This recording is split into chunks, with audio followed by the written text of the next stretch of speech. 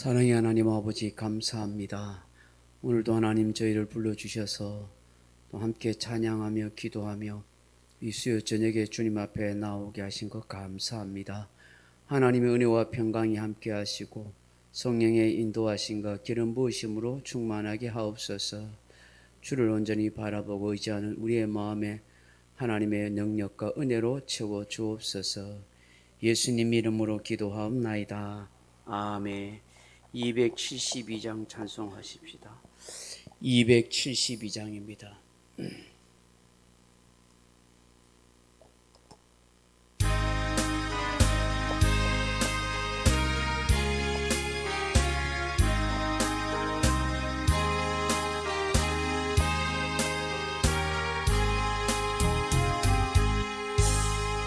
고통의 몽에 벗으려고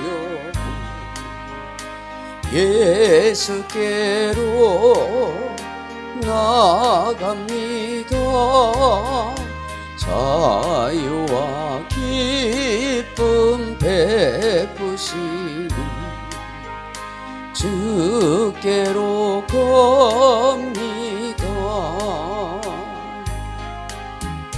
병든 내 몸이 튼튼하고 빈궁한 삶이 구해지며 죄악을 벗어버리려고 주께로 겁니다.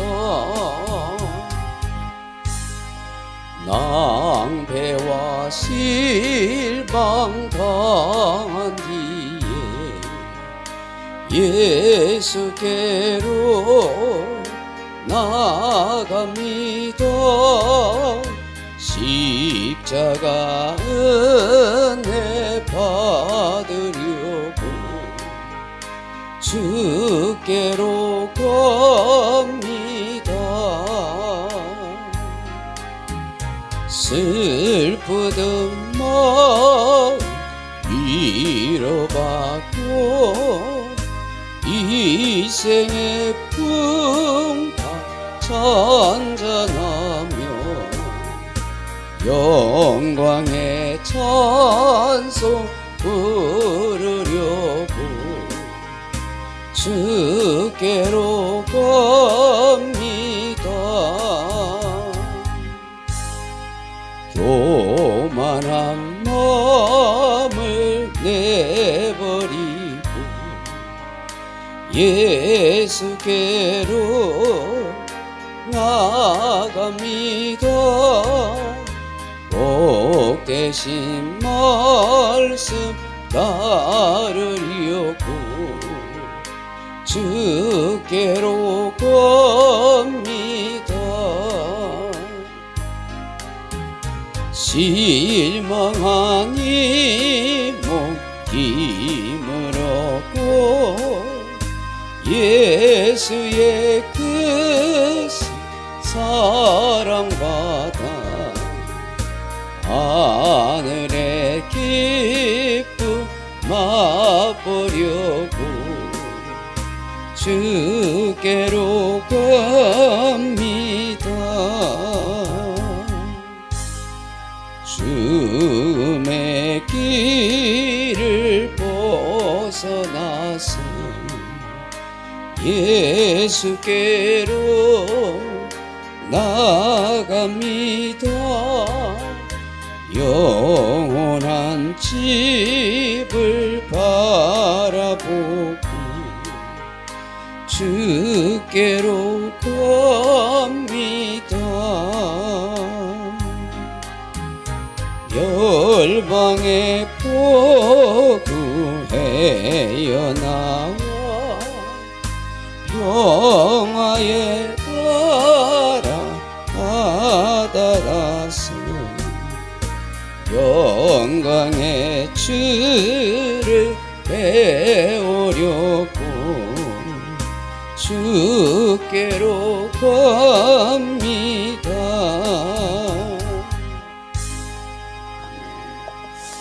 337장 찬송하십시다. 337장입니다.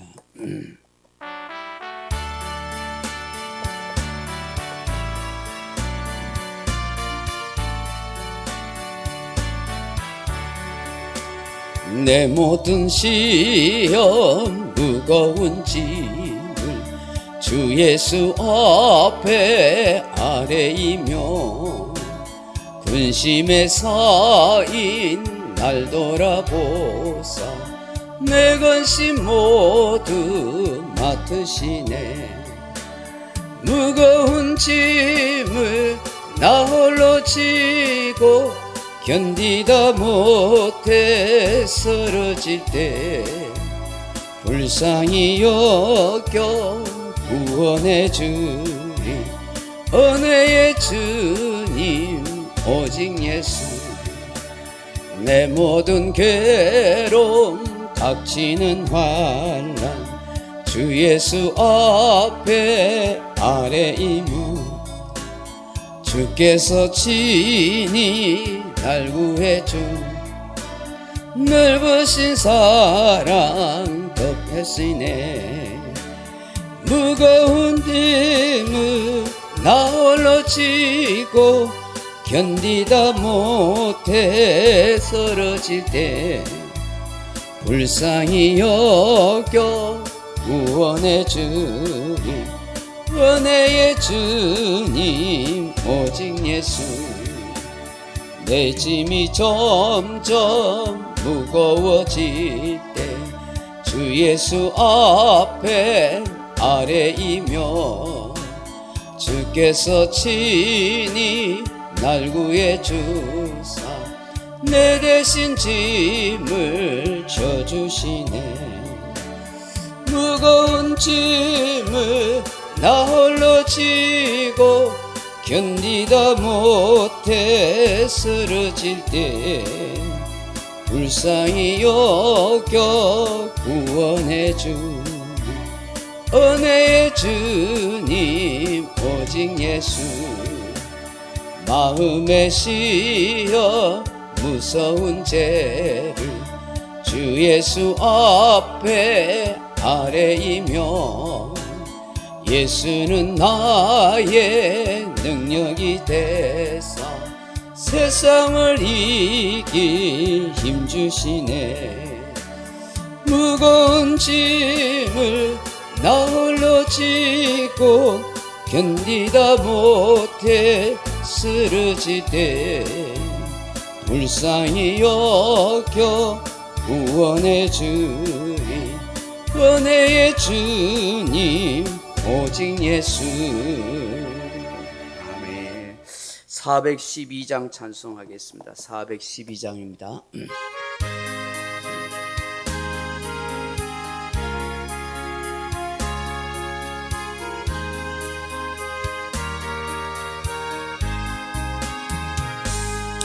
내 영혼의 그 깊은 데서 맑은 가락이 울려나네.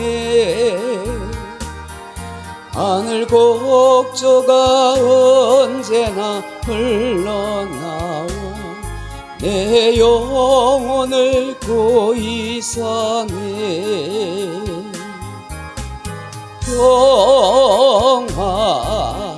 평화로다 하늘 위에서 내려오네. 그 사랑의 물결이 영원토록 내 영혼을 덮으소서. 내 마음속에 솟아난 이 평안 깊이 묻힌 보배로다. 나의 보화를 캐내어 가져갈 때 그 아무도 없으리라.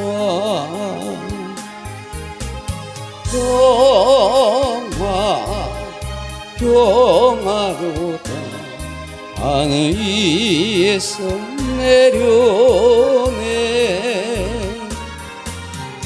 사랑의 물결이 영원토록 내 영혼을 덮으소서.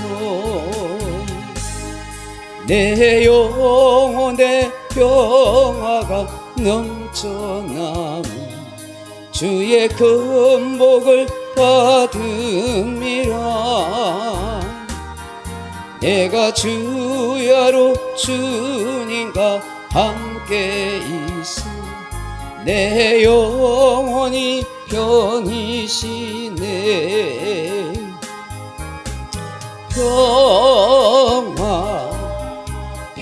평화로다 하늘 위에서 내려오네.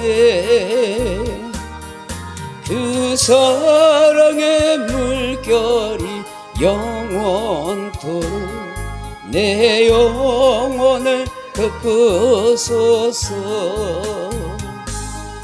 이 땅 위에 험한 길 가는 동안 참된 평화가 어디 있나.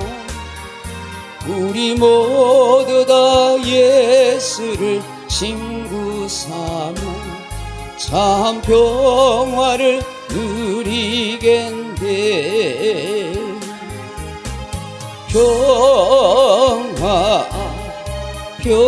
평화로다 하늘 위에서 내려오네. 그 사랑의 물결이 영원토록 내 영혼을 덮으소서. 아멘. 310장 찬송하겠습니다. 310장.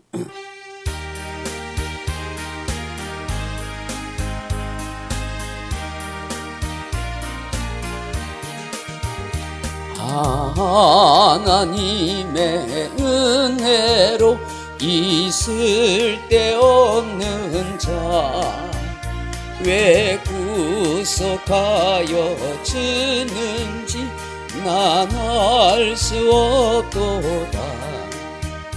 내가 믿고 도지하며 내 모든 형편 아시는 주 늘 보호해 주실 것을 나는 확실히 아네.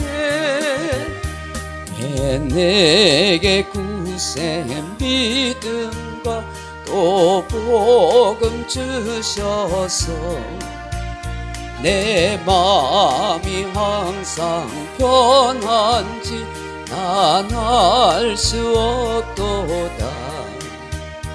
내가 믿고 도지하며 내 모든 형편 아시는 주 늘 보호해 주실 것을 나는 확실히 아네.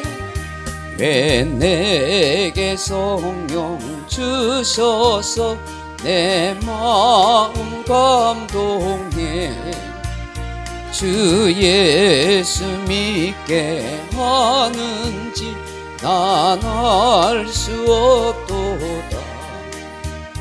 내가 믿고 도지하며 내 모든 형편 아시는 주 늘 보호해 주실 것을 나는 확실히 아네. 주 언제 강림하실지 옥밤에 홍낮에 또 주님 만날 그것도 난 알 수 없도다. 내가 믿고 도지하며 내 모든 형편 아시는 주 늘 보호해 주실 것을 나는 확실히 아네. 아멘. 425장 찬송하십시다. 425장입니다.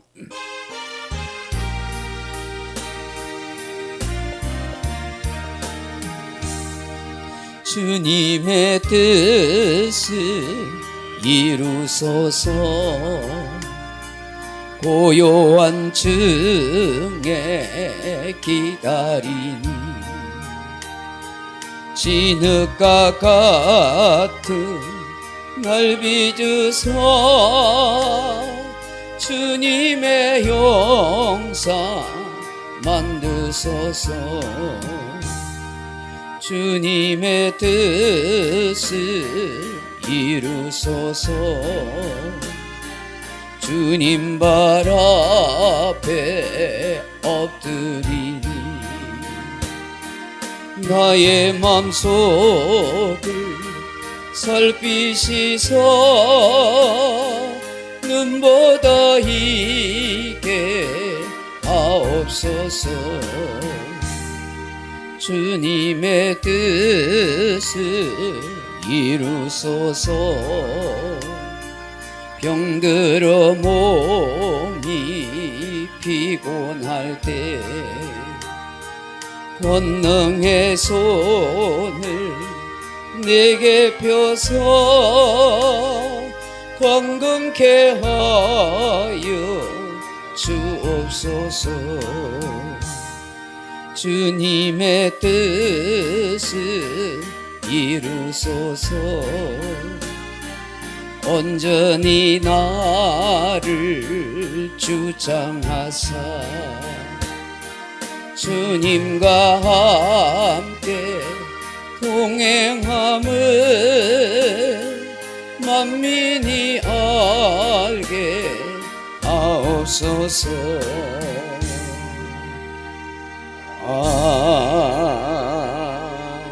아멘.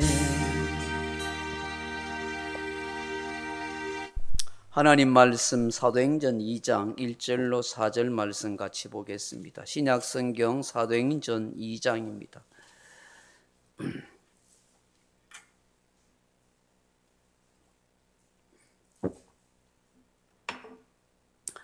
제가 인 성경은 188페이지 사도행전 2장 1절에서 4절 말씀 같이 읽겠습니다.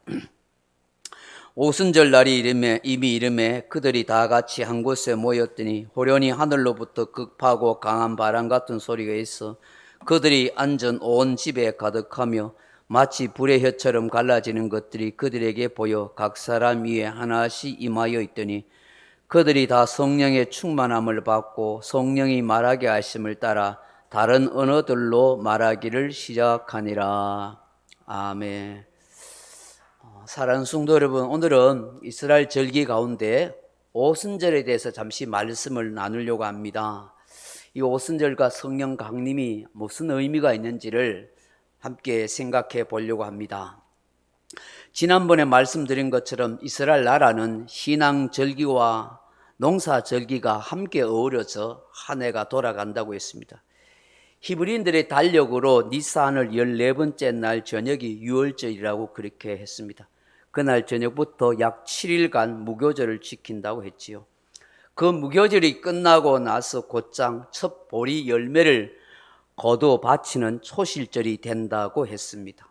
이 비쿠림이라는 이 초실절 제사는 자기 밭에서 수확한 첫 곡식, 첫 열매의 단을 가지고 예루살렘에 올라와서 하나님께 감사로 드리게 되는 개인적인 첫 열매를 바치는 기간입니다. 우리나라뿐만 아니라 어느 나라 어느 민족 할 것 없이 첫사랑 첫날 밤에 대한 이미지가 있습니다.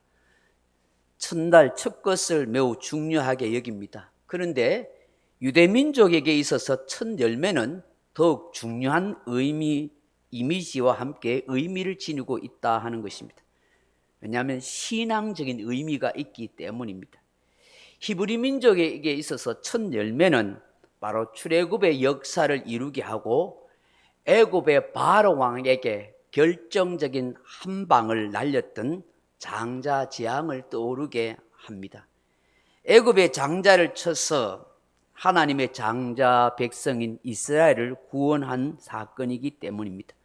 그래서 이 첫 열매라는 말이 히브리어로 비쿠르라 그렇게 말하는데, 장자 재앙을 말하는 마카트 부코로트하고 그렇게 말하는데, 이 비코르와 이 브로코트라는 단어가 동일한 어원에서 파생된 단어인 것입니다.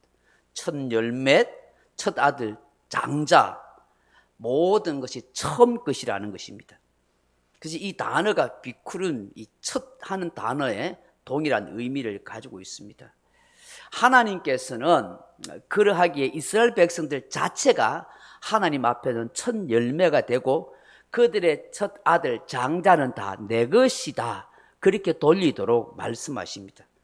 그 첫 것, 첫 열매, 첫 아들을 바침으로 하나님께서 생명과 자유를 주신 것에 대한 감사와 영광을 돌려드림을 표하기를 원하셨습니다. 그러기에 첫 열매는 신앙적으로나 문화, 풍습에 있어서 아주 중요한 의미를 차지하는 것입니다. 왜 초실절에 첫 열매가 중요한지 아시겠습니까? 바로 우리를 사망의 자리에서 생명과 자유를 주신 예수 그리스도의 부활의 생명을 의미하기 때문입니다. 부활의 첫 열매가 되시는 예수님을 통해서 우리 모두에게 부활의 소망을 주심을 깨닫게 하시는 것입니다. 초실절은 각자의 밭에서 수확한 첫 열매를 가지고 예루살렘 성전에 와서 제사를 드리는 것입니다. 각각 그 사람의 생명, 영혼이 부활의 열매가 된다 하는 것을 의미하는 것입니다. 그렇기 때문에 부활의 생명을 가진 각각의 성도들은 언제나 하나님께 감사하고 영광을 돌려야 합니다. 우리가 주일을 지키는 것도 바로 안식 후 첫날, 즉 예수님의 부활의 날을 기리는 것 아닙니까? 이 의미는 성도들의 영육의 부활을 의미하지만 동시에 주일, 첫날을 통해 부활의 주님과 함께 부활의 생명으로 매주를 그렇게 시작하고 주와 동행하며 살아가라 하는 의미가 있는 것입니다. 그러니까 여러분, 주일이 한 주간의 첫날이잖아요. 그 첫날이 부활의 주님의 날이잖아요. 그러니까 부활의 주님, 생명의 주님과 함께 한 주간을 시작하십시오. 그 주님과 함께 동행하며 살아가십시오. 그렇게 살아가겠습니다 하고 결심하는 날이 주일인 것이죠. 매주일은 우리가 예수님과 함께 부활의 날로 시작하는 것입니다. 그날부터 한 주간을 주와 함께 동행하며 생활하는 것입니다. 여러분, 우리가 이것을 믿게 되면 어느 하루도 소홀하게 대할 날이 없고 언제나 주님과 함께 살아가는 즐겁고 복된 삶이 되는 것입니다. 주일은 더할 수 없는 감격과 감사의 날이 되는 것입니다. 매 주일마다 부활의 주님을 만나고 그 부활의 생명의 주와 함께 내가 또다시 힘을 얻어 주와 함께 한 주간을 살아갑니다 하는 고백의 날이 되기 때문인 것이죠. 그 초실절에 첫 보리 열매를 수확하여 성전에 바친 후에 본격적으로 보리와 밀 추수를 시작하는데 그 기간을 뭐라고요? 77절이라고 합니다. 히브리어로 사보오트라고 부르는데 49일, 약 7주간 보리 추수를 하고 또 이어서 밀 추수를 하기 때문입니다. 또는 하그 비쿠름이라 그렇게 부르기도 하는데 초실의 절기 혹은 추수하는 절기라 하는 의미이기도 합니다. 여러분, 이 77절 기간 동안은 온 이스라엘 백성들이 함께 공동체로 추수하는 기간입니다. 하나님께서 이스라엘 백성들이 가나안 땅으로 들어가고 인도드리실 때에 곡식을 얻을 기회를 주신 것에 대한 즐거움을 가지고 하나님께 감사하고 영광을 돌려드리는 날입니다. 여러분, 고대 성경 시대에는 이스라엘 백성들이 성전에 반드시 올라와야 할 3대 절기가 있었죠. 그게 뭡니까? 유월절, 77절, 장막절이었습니다. 이 3대 절기 때는 이스라엘 백성들이 다 예루살렘 성전에 올라와야 되는 거예요. 근데 유월절과 초막절, 장막절이 하는 이 두 절기는 하나님이 정한 날이 있었어요. 그 날에 올라와야 돼요. 그런데 이 77절은 그렇지 않았어요. 49일 동안 50일 중에 그 추수 기간 아무 날짜나 그렇게 올라올 수 있었습니다. 그러나 반드시 올라와야 한다 했습니다. 하나님 앞에 제사하고 예배드려야 한다는 것입니다. 여러분, 지난번에 제가 말씀드렸지만 이 6월절을 지나 초실절 기간을 지나서 이제 77절 이 추수 기간은 매일매일 불안과 초조와 긴장 속에 그렇게 살아가는 시기라고 했죠. 곡식의 추수와 함께 과일나무에 꽃이 수정하고 그 꽃이 피고 성장하는 시기이기 때문입니다. 그래서 이 남동쪽에서 불어오는 이 시로카라는 함신이라는 뜨거운 사막 모래 바람이 불어오거나 혹은 북서풍, 지중해에서 내려오는 이 북서풍에 이 구름을 몰고 오는 늦은 비가 내리기 때문에 이게 많이 비가 내리면 심각한 상황이 벌어지는 거예요. 이 뜨거운 남동풍의 모래 바람들이 막 불어오면 곡식들의 열매들이 다 타서 말라 죽어버리는 거예요. 저 북서풍에 이 지중해성 그 비구름을 몰고 와서 강한 비를 많이 내리게 되면 이 꽃이 수정하고 꽃잎이 잘 자라야 되는데 다 떨어져 버리면은 그야말로 과일 농사가 다 이제 망쳐지게 되기 때문입니다. 그래서 적당하게 바람이 불고 비도 오고 그래야 되는 것입니다.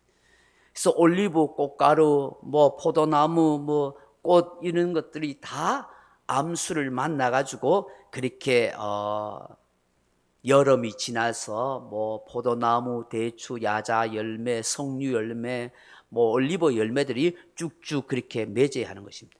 근데 아이러니하게도 이맘쯤 되면 밀의 3분의 1 정도가 익을 때인데 이 기간에 북서풍이 불어서 비구름을 어느 정도 몰고 와야 된다. 그래야 이 밀이 전분이 되는 데 있어서 그 이삭이 잘 연글게 된다는 거예요. 그러니까 여러분, 곡식이 익어갈 때에 비가 촉촉하게 내려져야 이 어느 정도 곡식이 잘 연글고 이 밀가루가 좋은 밀가루가 된다는 거예요. 근데 만약에 갑자기 뜨거운 남동풍이 세게 불어와 버리면 그 밀수확이 격감하게 된다는 것입니다. 그 우리나라 전래 동화에 이런 얘기가 있잖아요. 그 어느 어머니 집에 두 아들이 있었는데 집심 장사 아들이 있고 우산 장사 아들이 있었는 거예요. 장사는. 그런데 이제 비가 오면은 엄마가 이제 집신 장사하는 아들이 위에 살고 하고 울면서 걱정하고 있고, 해가 쨍쨍 나면은 우상 장사하는 아들이 아이고 어째 살고 하고 걱정하면서 울고 있다는 그 얘기예요. 그러니까 77절 기간이 꼭 그와 같다는 거예요. 네. 그러니까 태양빛이 너무 뜨겁게 막 보면은 그 농사진 사람이 곡식이 바짝 말라 죽으니까 전부 이제 울고 앉아야 돼. 걱정하고 앉아야 되고, 갑자기 비가 막 정대같이 오면은 포도 농사 짓는 사람, 과일 농사 짓는 사람들은 꽃잎이 다 떨어져 보면은 이 꽃이 수정하지 못하면은 과일 농사 많으니까 걱정을 태산같이 하고 울고 앉아야 된다는 거야. 그 아주 적당한 비와 적당한 태양빛이, 바람이 불어야만 곡식 농사도 잘 되고 과일 농사도 잘 되는 그 기간이 언제라고요? 77절 기간이었다는 거예요.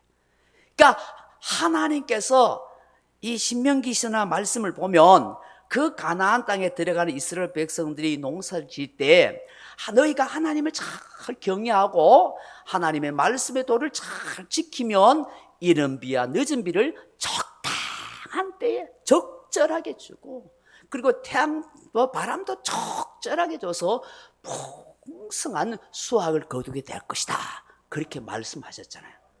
그래, 하나님의 역사, 이 성경의 역사를 보면 정말 이스라엘 백성들이 이 생사화복과 천지지변을 다 지역을 주장하신 하나님, 날씨와 비와 태양을 주관하신 하나님이 보시고 정말 이스라엘 백성들이 믿음으로 잘 살고 하나님을 잘 경외하고 말씀대로 살면은 그렇게 역사해 주신 거예요.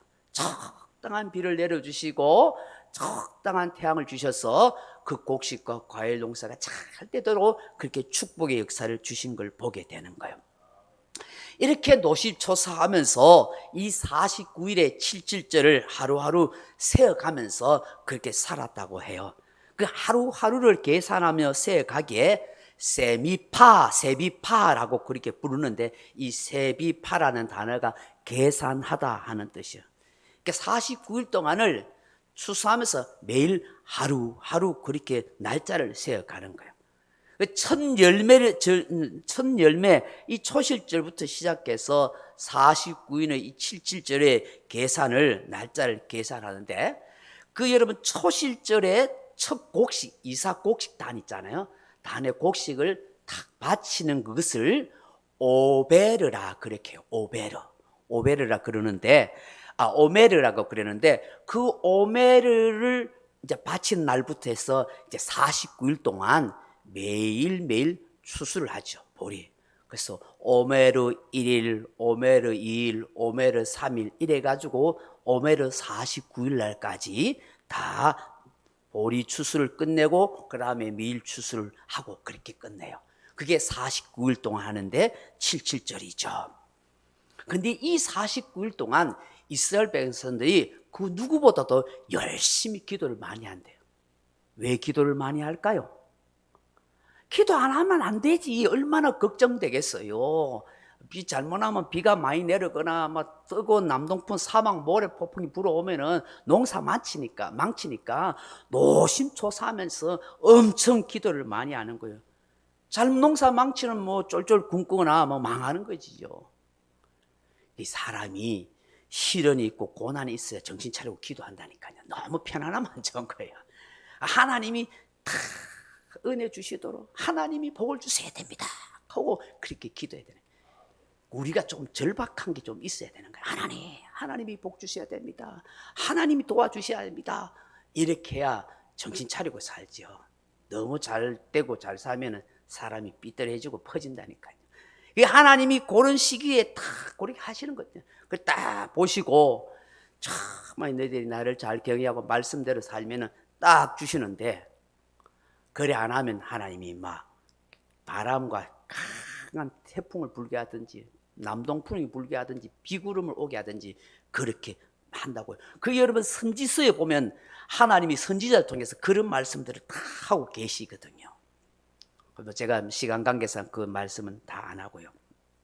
여러분 이 사랑성도면 유대인들은 이 77절을 유대교의 생일로 그렇게 생각합니다.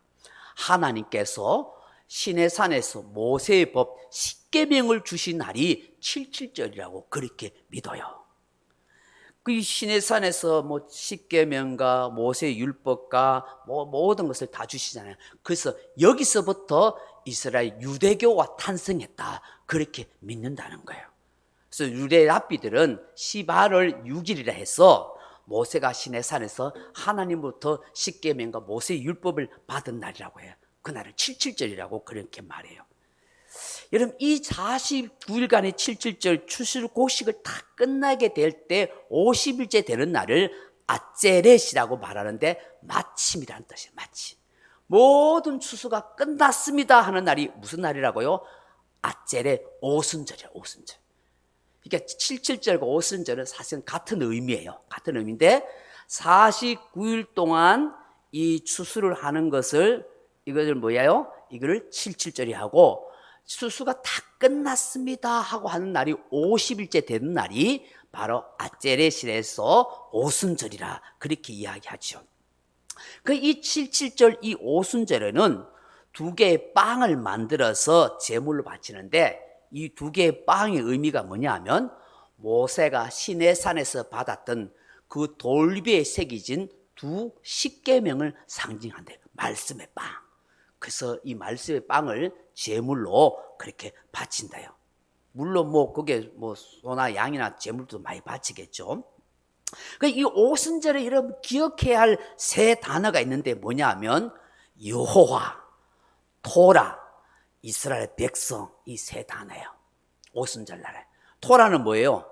이 모세 율법 말씀이죠. 말씀. 하나님의 말씀. 그게 뭐냐면 여호와, 토라 그리고 이스라엘 백성들은 뭐냐면 여호와 하나님과 이스라엘 백성들이 토라 말씀으로 언약 맺은 하나의 날입니다 하는 것을 의미하는 거예요. 서로 연합. 그러니까 여호와 하나님이 이스라엘 백성들과 모여 토라 하나님의 말씀으로 언약을 맺어서 하나가 되었습니다라고 그렇게 말하는 거예요. 그래서 이스라엘 백성들은 광야하면은 뭘 생각하게 될까요?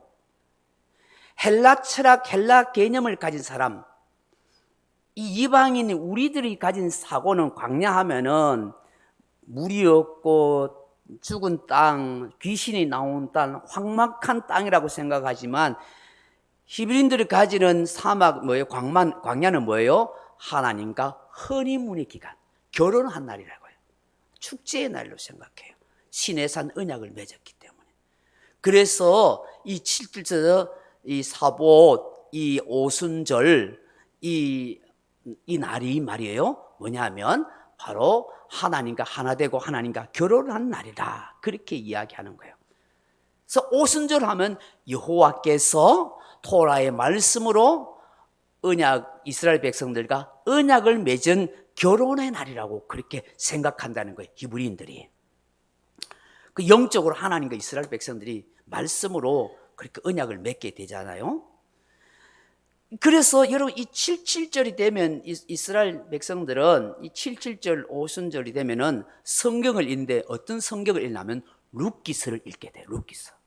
룻기스가 어떤 내용이죠? 보아스와 룻이 결혼한 날. 유대인 보아스와 이방 여인 룻이 어떻게 해요?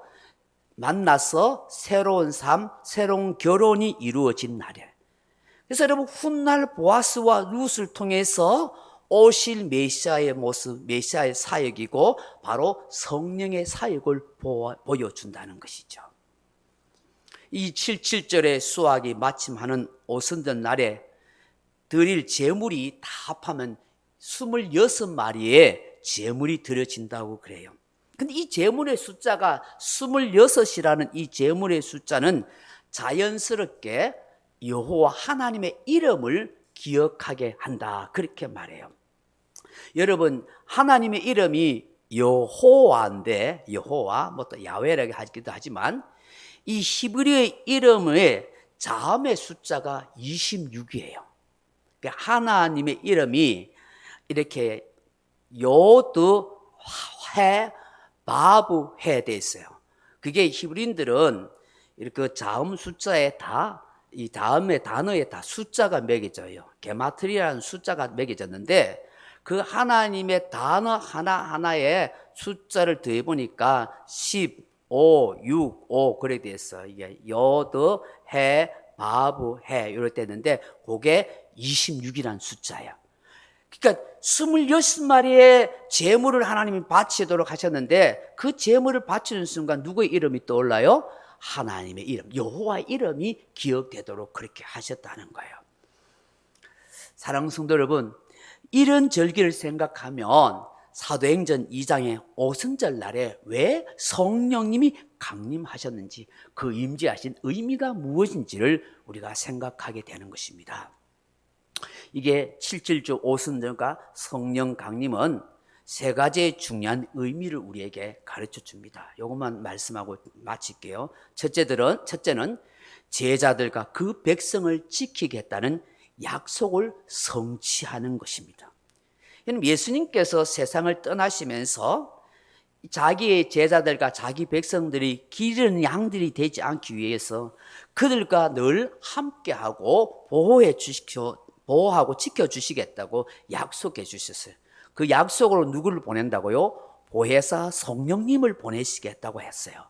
요한복음 14장 16절 보면 내가 아버지께 구하겠사니 그가 또 다른 보혜사를 너희에게 주사 영원토록 너희와 함께 있게 하시리니 그렇게 말씀하셨어요. 여러분 77절 오순절은 하나님의 절대적인 보호와 지켜주심이 필요한 때였습니다. 그래서 앞에서 제가 말한 것처럼 신실하게 하나님을 경외하는 이스라엘 백성들에게 하나님이 그들과 함께 있다, 그들을 지켜 보호해 주신다는 의미로 늦은 비, 적당한 비를 다 내려주시고 풍성한 곡식을 수확할 수 있도록 역사해 주셨다는 거예요.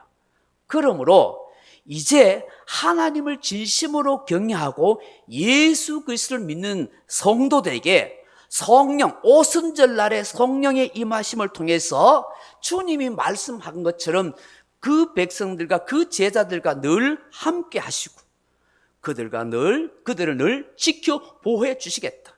그래서 더 이상 두려워하거나 걱정하지 말라는 증거로 말씀하신다는 것이죠. 두 번째로 이 오순절 성령 강림하심은 진리의 말씀으로 살아가라 하는 것을 말씀하는 거예요.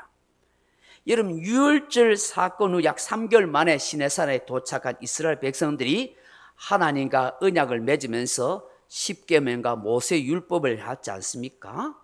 하나님 왜 십계명을 주시고 그 율법의 말씀을 주십니까? 이제 가나안 땅에 들어가는 제사장 나라 언약의 백성은 무엇으로 살아가는 거예요? 토라의 말씀으로 살아가라고 말씀한 거예요. 말씀의 인도함을 따르고 그 말씀이 너희들의 삶의 지침서가 되라고 말씀하는 거예요. 그게 돌비에 새겨진 말씀이잖아요.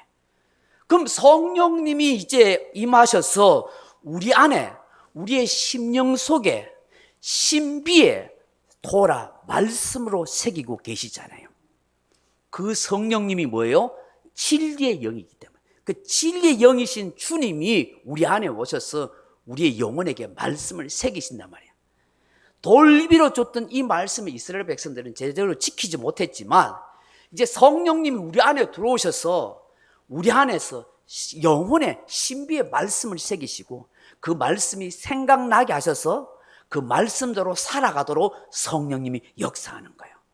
요한복음 14장 16절에 보면 내가 아버지께 구하겠으니 그가 또 다른 보혜사를 너에게 주사 영원토록 너희와 함께 있게 하시리니 그는 17절에 진리의 영이라 세상은 능히 받지 못하나니 이는 그를 보지도 못하고 알지도 못함이라. 그러나 너희는 그를 아나니 그는 너희와 함께 거하시며 너희 속에 계시겠음이라. 그렇게 말씀.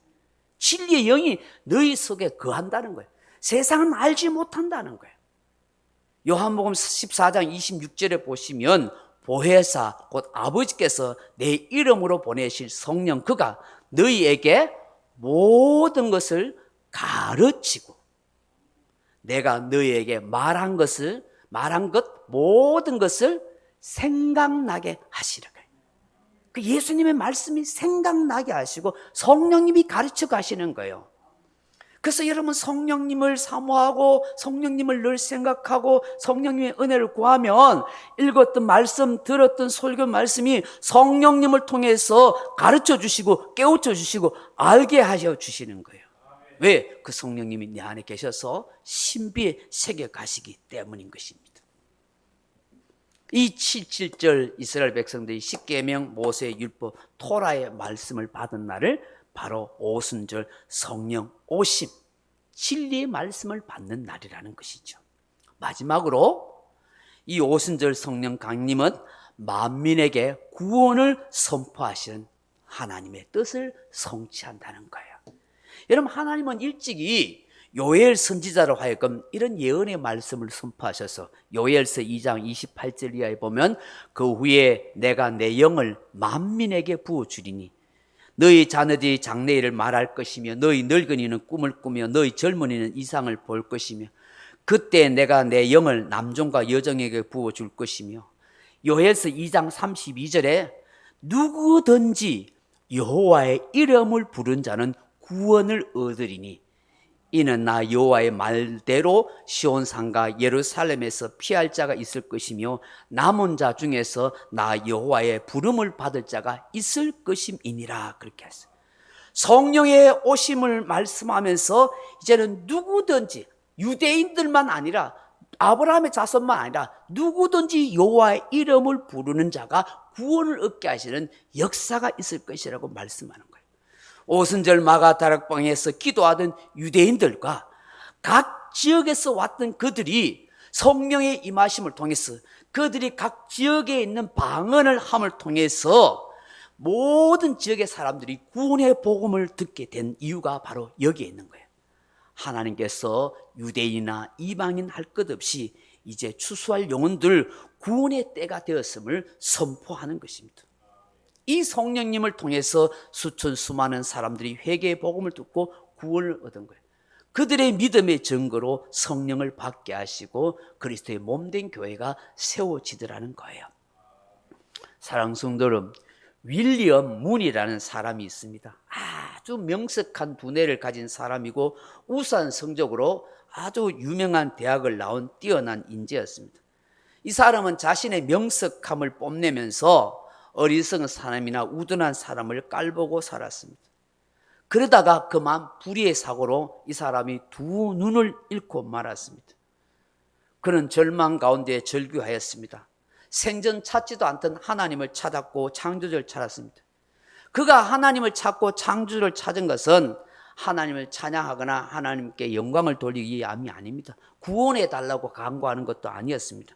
자신의 처지에서 하나님께 원망하고 저주하는 그런 하소연을 하기 위함이었습니다. 그렇게 하나님을 원망하고 절규하고 저주하던 그가 하루는 이런 생각을 하게 됐습니다. 왜 나에게 이런 시련이 왔을까? 그러면서 아주 깊은 상념에 젖어서 생각합니다. 어느 순간 하나님이 내가 너무 교만하니까 나를 깨트리고 낮추기 위해서 그렇게 했겠다 하는 그런 자기 깨달음이 오는 거예요. 내가 얼마나 오만한 인생이 있는가 하는 그런 마음이 들었다는 거예요. 그러면서 이 사람 생각에 갑자기 불현듯 어떤 생각이 떠오르냐 하니까 자신이 아주 잘난 척하고 오만하면서 다닐 때에 두 눈을 멀쩡하게 뜨고 돌아다닐 때에 길거리에서 마주쳤던 한 사람이 생각나더랍니다. 그 사람이 바로 두 눈을 잃어서 구걸을 하고 있던 맹인이었다는 거예요. 그러면서 그 사람이 얼마나 불쌍한 사람인가 하는 처근한 마음이 들더래요. 자기가 두 눈을 잃고 나니까. 나는 그래도 글을 배우고 유명한 대학을 나와서 많은 지식이 있지만 태어날 때부터 보지 못한 저 맹인은 얼마나 글을 깨우치지 못하고 아는 것이 없으니까 얼마나 불쌍한 사람이냐 그런 마음이 들더래요. 그런 마음이 들면서 갑자기 하나님 앞에 기도하기 시작하는 거예요. 하나님, 제가 참 악한 죄인이 있습니다 하는 진짜 자기 고백이 나오더래요. 그 사람이 그렇게 해서 예수님을 믿고서 이상하게 그 사람이 자기도 눈을 잃었는데 그 사람이 너무 불쌍한 마음이 들면서 저 사람을 위해서 내가 해줄 수 있는 것이 없을까라고 그렇게 생각했는데 그 마음에서 뭐냐면 이 맹인도 글을 읽고 깨우칠 수 있도록 도와줘야겠다 싶어서 만든 것이 여러분 바로 문타입이라 해서 점자를 만들었대요. 점자 글을. 이 사람이. 그 윌리엄 문이라는 사람 결국 두 눈을 읽은 상태에서 절망과 역경 가운데서 진실로 예수님을 만났고 성령님을 통해서 그 자신이 처음 익은 열매가 되었고 그리고 그 점자를 만들고 해서 많은 사람들에게 77절의 구원 얻는 열매를 그렇게 수확하게 했다는 거예요. 육체의 눈을 가졌을 때는 그가 거만하게 살았지만 영혼의 눈을 뜬 후로는 고귀한 삶을 살게 됐다는 거예요. 말씀 맺겠습니다. 사랑하는 성도 여러분, 행복이라는 단어와 복이라는 영어 단어가 있습니다. 근데 아주 다릅니다. 여러분, 행복이라는 영어 단어는 해피니스입니다. 이 단어의 어원은 happen, 우연이라는 단어에서 왔습니다. 우연히 일어난 사건, 행운이라는 뜻입니다.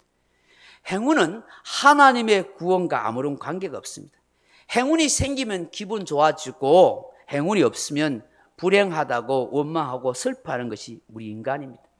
인간의 감정과 이성에 따라서 좌지우지합니다. 이런 사람에게는 하나님이 기대하시는 아무런 열매가 있을 수가 없습니다. 그러나 복이라는 단어가 있습니다. 이 복이라는 bless라는 단어는 이 단어의 어원이 broad입니다. broad. 즉 피입니다. 피에서 복이라는 단어가 왔습니다. 하나님의 복은 예수 그리스도의 피 십자가 보혈을 통해서 주어진다는 것입니다. 그 피를 믿는 사람에게 주신다는 것입니다. 예수의 피 보혈을 믿는 사람은 마음을 새롭게 하게 됩니다. 물질의 많고 적음에 연연하지 않습니다. 우연히 일어난 사건이나 환경에 따라 일희일비하지도 않습니다. 원망이나 불평의 삶을 살아가지도 않습니다. 왜냐하면 그가 하나님의 복을 받았다고 믿기 때문입니다. 그 복을 예수의 피를 통해서 성령이 내 안에 임재하시고 계신다고 믿기 때문입니다. 성령에 오시면 곧 내 인격과 내 삶의 변화를 이루어 가시고 하나님이 기뻐하시는 성령의 열매를 맺어가게 하고 구원의 열매로 나타나게 하는 것입니다. 77절, 오순절, 이 풍성한 곡식 수확이 오순절의 성령 강림으로 나에게는 어떤 의미인지를 다시 한번 생각하고 묵상하는 그런 시간이 되기를 바랍니다. 여러분의 삶에 풍성한 열매가 함께하기를 주님의 이름으로 축원합니다. 우리 찬송가 187장 찬송하십시다. 비둘기 같이 온유한.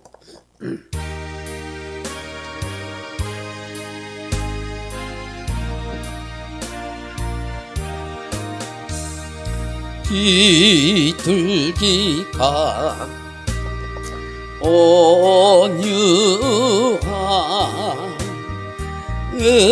은혜의 성령 오소서 거친 맘 어루만지사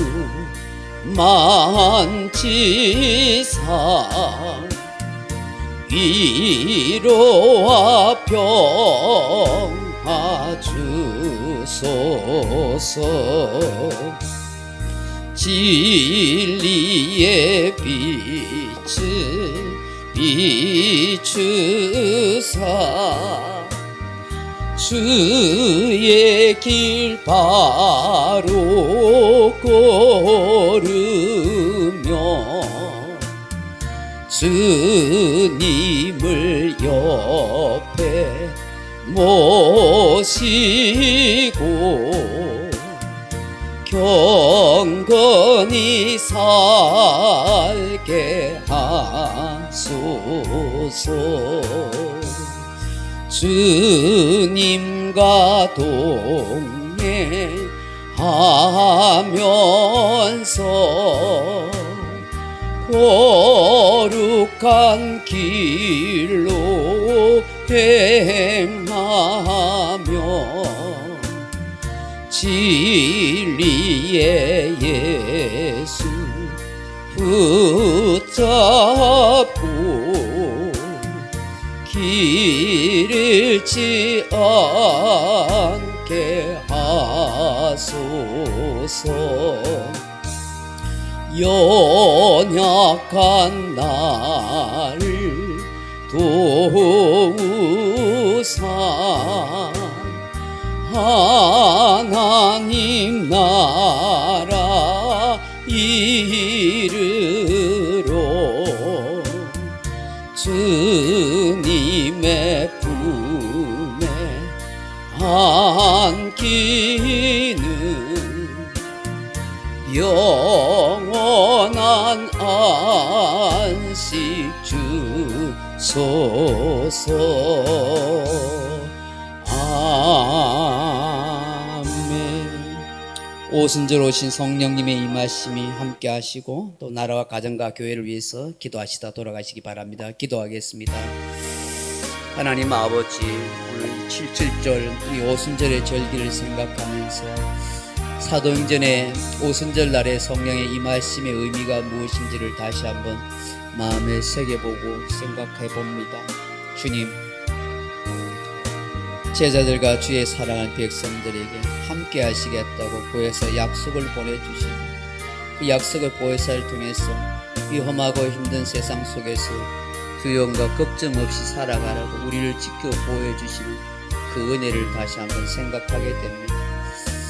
오순절 성령 강림을 통해서 토라의 말씀을 받았던 이스라엘 백성들이 그 말씀을 지키며 살아가는 거룩한 백성이 되어야 하는 것처럼 성령께서 우리 안에 오셔서 진리의 말씀을 우리에게 새겨주시고 생각나게 하셔서 험한 세상을 말씀을 따라 살아갈 수 있는 복된 성도가 되게 하신 것 감사드립니다. 하나님 아버지, 이 성령에 오시면 유대인뿐만 아니라 이방인 만민에게 구원을 선포하시는 복음의 역사인 것을 다시 한번 생각하게 하시고 성령을 통해서 우리의 삶에 많은 열매를 맺어가서 구원의 또한 열매를 많이 맺어드릴 수 있는 우리 모두가 되게 하여 주옵소서. 아버지 역사에 주시옵소서. 아버지 연약한 자들, 병든 자들, 약한 자들을 고치시고 치료해 주시고 나라와 교회와 민족을 지키시고 우리의 자녀들을 보살펴 주시고 구원의 길로 생명의 길로 인도하소서. 이 혼미한 시대 속에서 영적으로 힘들어하는 시대에서 우리 하여금 우리가 자신이 바로 서고 분별할 수 있는 지혜와 능력을 가져서 하나님 앞에 온전한 삶을 살아갈 수 있게